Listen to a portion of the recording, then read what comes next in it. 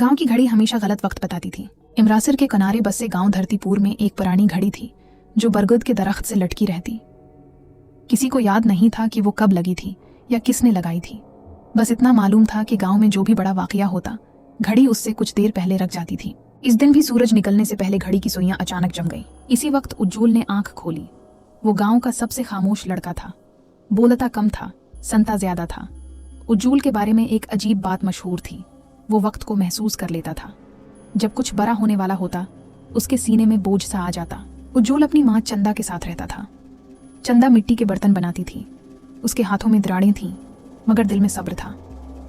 उज्जवल के बाप दीवन के बारे में गांव में कोई बात नहीं करता था।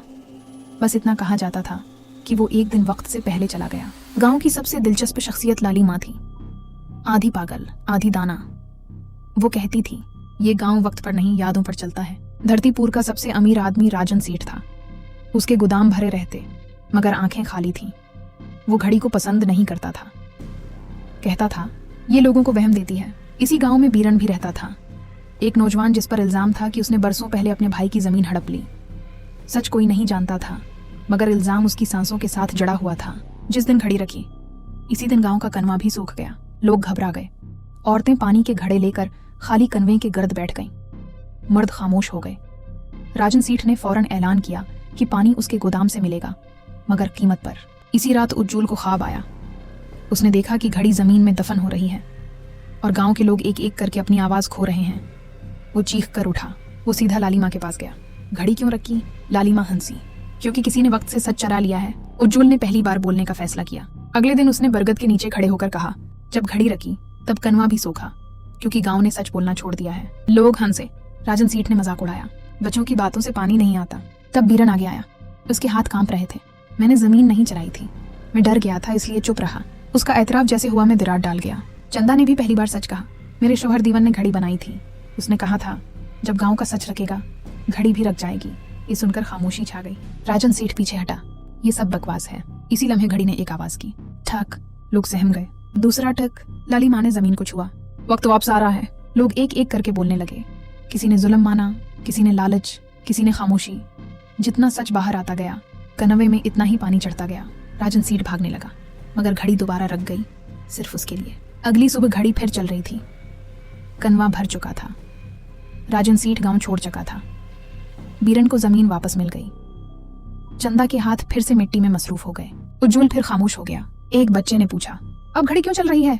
लाली माँ मुस्कुराई, क्योंकि अब गांव वक्त पर नहीं, सच पर चल रहा है। और उज्जवल ने महसूस किया, उसके सीने का बोझ हल्का हो चुका था। घड़ी के दोबारा चलने के बाद भी धरतीपुर वैसा नहीं रहा जैसा पहले था। लोग हंसने लगे थे। कनवा भर गया था, मगर दिलों में एक हल्की सी घबराहट बाकी थी। जैसे सब जानते हों कि वक्त वापस आ तो गया है, मगर अब वो सबको देख रहा है। उज्जवल अक्सर बरगद के नीचे जाकर घड़ी को देखता रहता। वो बोलता नहीं था, मगर उसकी आंखों में सवाल बढ़ते जा रहे थे। कभी कभी उसे लगता जैसे घड़ी की सुइयां उससे कुछ कहना चाहती हूँ। चंदा ने एक दिन उज्जवल से कहा, बेटा अब सब ठीक हो गया है तो इतना क्यों सोचता रहता है? उज्जवल ने धीरे से जवाब दिया, अम्मा वक्त ठीक जरूर हुआ है, मगर पूरा नहीं। इसी रात गांव में पहली बार किसी ने ख्वाब देखा, और वो ख्वाब सच लगने लगा। बीरन ने देखा कि वो खेत में खड़ा है, मगर जमीन नर्म नहीं, पत्थर की है। वो बीज डालता है, मगर बीज अगते नहीं। सुबह उठा तो उसके माथे पर पुसीना था। अगले दिन चंदा के बनाए हुए बर्तन खुद ब खुद टूट गए, बगैर किसी हाथ लगे। लोग सरगोशियां करने लगे। लाली माँ ने मिट्टी को हाथ लगाया और कहा, अब बारी इन सच्चों की है जो आधे बोले गए थे। राजन सेठ तो गांव छोड़ चुका था, मगर उसका साया अभी बाकी था। इसके गोदाम बंद पड़े थे, मगर उनके ताले खुलने लगे। एक रात गांव वालों ने देखा कि गोदाम के अंदर से पुराने कागज उड़कर बाहर आ रहे हैं। उज्जवल ने वो कागज उठाए। वो हिसाब किताब नहीं थे, बल्कि वादे थे, झूठे वादे, जमीन के, पानी के, इंसाफ के। लाली माँ ने कागज देखकर आंखें बंद कर लीं। ये गांव सिर्फ एक आदमी के झूठ से नहीं रखा था, हम सब ने मिलकर वक्त को थाम लिया था। अब गांव में हर शाम लोग बरगद के नीचे जमा होने लगे। कोई मजबूर नहीं करता था, मगर दिल खुद ले आता था। लोग छोटी छोटी बातें बोलने लगे। किसी ने माना कि उसने पड़ोसी की फसल का पानी रोका था। किसी ने कहा कि उसने सच देखा था, मगर डर गया था। हर एतराफ के साथ घड़ी की आवाज साफ होती गई, ठक ठक। मगर उज्जवल के सीने का बोझ अभी मुकम्मल हल्का नहीं हुआ था। एक रात वो ख्वाब में अपने बाप दीवन को देखता है। दीवन घड़ी के पीछे खड़ा है, इसके हाथ मिट्टी से भरे हैं। बेटा घड़ी वक्त नहीं गनती, वो हिम्मत गनती है। उज्जवल चूमक कर उठ बैठा। अगले दिन उसने पहली बार सबसे बड़ा सच बोला, मेरे बाप को वक्त से पहले मौत नहीं आई थी, वो वक्त के खिलाफ बोल रहा था। खामोशी छा गई। चंदा की आंखों से आंसू बहने लगे। उसने बरसों ये बात दिल में दफन कर रखी थी। मैंने तुम्हें बचाने के लिए चुप रहना सीख लिया था, उसने कहा। ये सच सबसे भारी था। घड़ी की आवाज रख गई। पूरे गांव में सन्नाटा छा गया। लालिमा जमीन पर बैठ गई। ये वो सच है जिसके लिए वक्त भी सांस रोके बैठा था। लोगों को याद आने लगा। दीवन का सवाल करना, राजन सेठ का गुस्सा और फिर एक खामोश रात। सबने देखा था, मगर सबने वक्त को आगे बढ़ने दिया था। अब पहली बार गांव ने एक साथ रोना सीखा। इस रात बारिश हुई, हल्की, लंबी, खामोश। मिट्टी की खुशबू हर घर में भर गई। सुबह घड़ी फिर चलने लगी, मगर अब उसकी आवाज़ मुख्तलिफ थी, नर्म, प्रसकून। उज्जुल ने घड़ी को हाथ लगाया। सीने का बोझ खत्म हो चुका था। वो मुस्कुराया नहीं, बस सुकून से सांस ली। धरती पूरा वो गांव नहीं था जो वक्त के सहारे जीता था। वो सच के सहारे जीने लगा था। और घड़ी, वो अब सिर्फ वक्त नहीं बताती थी, वो याद दिलाती थी। बारिश के बाद धरतीपुर की मिट्टी गीली जरूर थी, मगर दिल अभी पूरी तरह साफ नहीं हुए थे। लोग अब घड़ी से डरते नहीं थे, मगर उसकी तरफ देखते जरूर थे, जैसे वो किसी फैसले का इंतजार कर रही हो। उज्जुल को अब अक्सर रात के पछले पहर आंख खुल जाती। वो बगैर आवाज किए उठता, नंगे पांव गली से गुजरता और बरगद के नीचे आकर बैठ जाता। घड़ी की सुइयां चलती थीं, मगर कभी कभी उसे यूं लगता जैसे वो जानबूझकर सुस्त हो रही हूं। एक रात उसने महसूस किया कि गांव में सिर्फ वही जाग रहा है। इसी लम्हे घड़ी की आवाज रख गई। ना कोई टुक ना टाक। उज्जुल का सांस रख सा गया। उसने चारों तरफ देखा। हवा चल रही थी, पत्ते हिल रहे थे, मगर घड़ी खामोश थी। फिर उसने सुना कन्वे की तरफ से कदमों की आवाज। वो आहिस्ता आहिस्ता कन्वे के करीब पहुंचा। वहां अंधेरे में एक साया खड़ा था, लंबा, खामोश, जैसे बरसों से वहीं मौजूद हो। कौन है? उज्जुल की आवाज कांपी। साया बोला नहीं, बस कन्वे में झांका। अगली सुबह गांव में खबर फैल गई कि कन्वे का पानी एक बार फिर नीचे चला गया है। लोग घबरा गए। फिर वही होने लगा। घड़ी क्यों रखी? लालिमा इस दिन नजर नहीं आई। चंदा ने उज्जुल से कहा, आज तुम कहीं मत जाना। मगर उज्जुल जानता था, जब वक्त बिलाता है तो छिपा नहीं जा सकता। दोपहर के वक्त गांव के पुराने हिस्से से बदबू आने लगी। लोग इकट्ठे हुए। एक बंद कमरा, जिसे बरसों पहले बंद कर दिया गया था, खुद ब खुद खुल गया था। अंदर राजन सेठ के गोदाम का दूसरा रिकॉर्ड था, वो हिस्सा जो कभी किसी ने नहीं देखा था। दीवारों पर निशान थे, गंती के निशान, दिनों की, रातों की। लालिमा वहां बैठी थी जमीन पर, जैसे वो हमेशा से वहीं हो।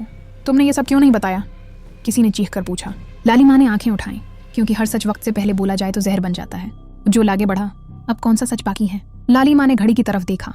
वो सच जो तुम्हारे बाप ने आखिरी रात देखा था। खामोशी छा गई। लालिमा ने आहिस्ता आहिस्ता बताया कि दीवन ने घड़ी सिर्फ सच के लिए नहीं बनाई थी, बल्कि गवाही के लिए बनाई थी। अगर कभी पूरा गांव मिलकर भी झूठ को मान ले तो घड़ी सिर्फ वक्त नहीं रोकती, वो यादें वापस ले आती है। इसी रात गांव के कई लोगों ने एक ही ख्वाब देखा। वो सब एक लंबी कतार में खड़े थे और दीवन उनके सामने था। वो कुछ नहीं कह रहा था, बस देख रहा था। सुबह होते ही एक बूढ़ा किसान रो पड़ा। मैंने दीवन को जाते देखा था और मैंने दरवाजा बंद कर लिया था।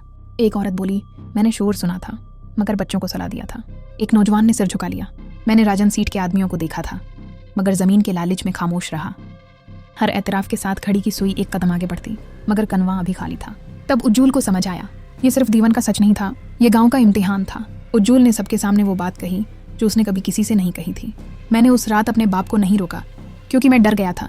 चंदा चीख पड़ी, ना। मगर उज्जुल की आंखों में आंसू नहीं थे, बस सच था। उसी लम्हे जमीन हल्की सी कांपी। कन्वे से पानी की आवाज आई। घड़ी दोबारा चलने लगी। लालिमा मुस्कुराई और पहली बार थकी हुई नजर आई। अब वक्त तुम्हारा नहीं, तुम वक्त के हो। अगली सुबह लालिमा नहीं जागी। घड़ी चलती रही। धरतीपुर में अब कोई घड़ी को नहीं रोकता था, क्योंकि सब जान गए थे वक्त सिर्फ उनके साथ चलता है जो सच के साथ चलने की हिम्मत रखते हैं। और उज्जुल अब वो वक्त को महसूस नहीं करता था, वो उसे समझ चुका था। लालिमा के जाने के बाद धरतीपुर में वक्त वाकई बदल गया था, मगर सुकून अभी मुकम्मल नहीं आया था। लोग दिन में मामूल के काम करते, मगर रात होते ही हर दरवाजा जल्द बंद हो जाता।